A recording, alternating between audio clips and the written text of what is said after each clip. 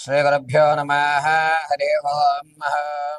श्रीमहागणाधिपतये नमः। श्रीमहासरस्वत्यै नमः। श्रीगुरुभ्यो नमः। हरि ओम्।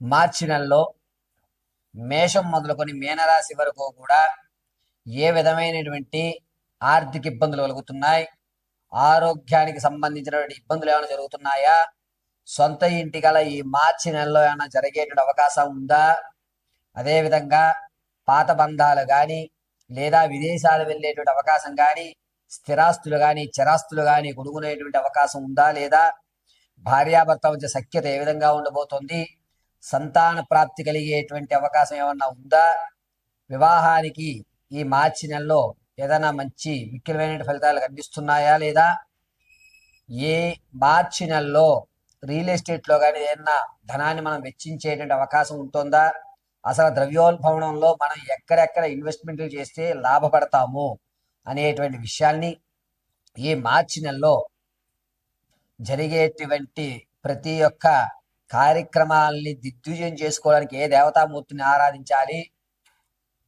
ఈ నెలలో జరిగేటువంటి ప్రమాదాల నుంచి ఏ విధంగా బయటపడాలి అనేటువంటి పూర్తి విషయాల్ని క్షుప్తంగా మనం పరిశీలన చేసుకుని ఈ పరిహారాల వల్ల మనకి చేకూరేటువంటి లబ్ధి ఏ విధంగా ఉండబోతోంది అనేటువంటి విషయాన్ని ఈ మాస ఫలితం మార్చి నెలలో మేషం మొదలుకొని మీనరాశి వరకు కూడా జరిగేటువంటి విషయాలన్నింటినీ కూడా పరిశీలన గావిద్దాం. ఇప్పటి వరకు కూడా మనము ఏ మాసం చెప్పినా ఏ నెల యొక్క ఫలితాలు చెప్పినా కూడా అది కేవలము గోచార రీత్యా మాత్రమే తెలియజేయడం జరుగుతుంది.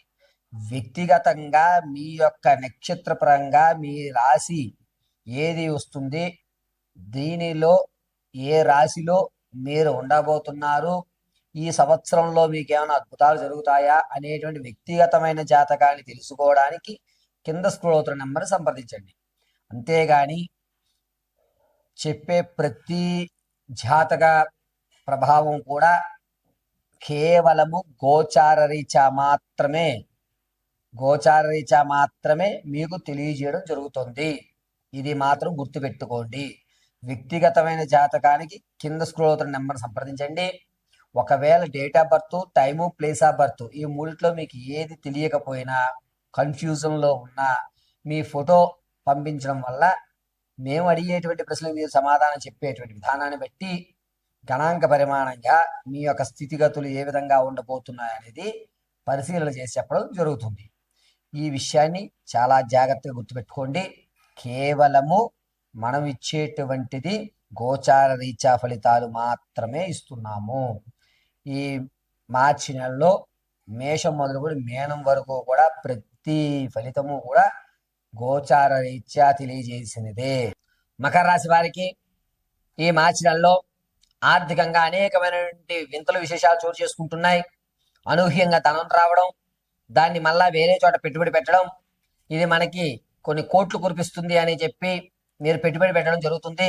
కానీ అవన్నీ అవాస్తవాలు.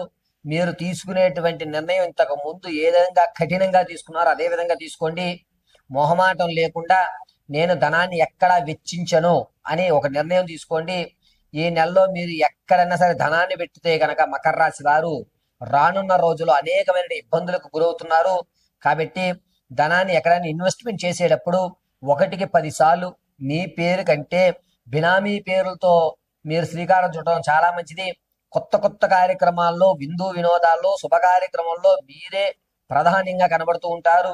దీనివల్ల మిమ్మల్ని మోసం చేయాలి, మీకు చేరువవ్వాలి అని కుత్సితమైనటువంటి ఆలోచనతో శత్రువు మీ యొక్క మిత్రుడిగా మారేటువంటి అవకాశం గోచరిస్తోంది.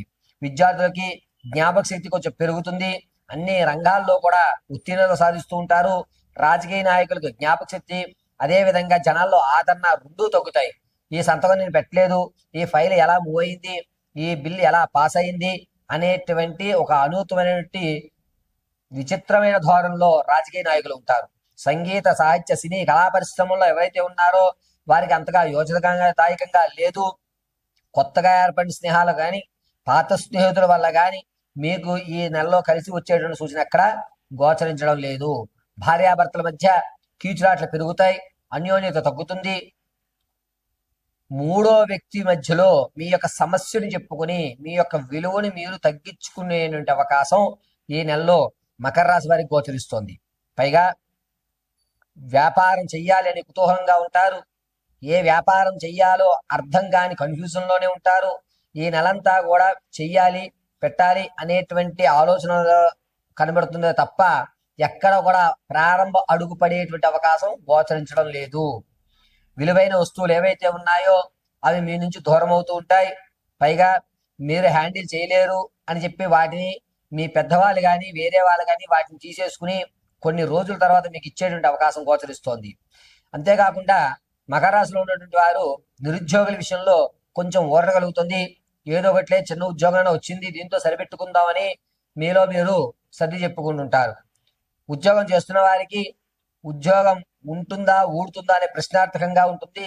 కానీ చివరి నిమిషంలో మీ ఉద్యోగానికి కొన్ని ఆటంకాలు ఏర్పడుతున్నాయి. ఉద్యోగం ఉంటుంది అని ధైర్యంగా ఎవరైతే ఉన్నారో వారు ఈ నెల కాస్త ఇబ్బంది పడే అవకాశమే ఎక్కువగా గోచరిస్తోంది.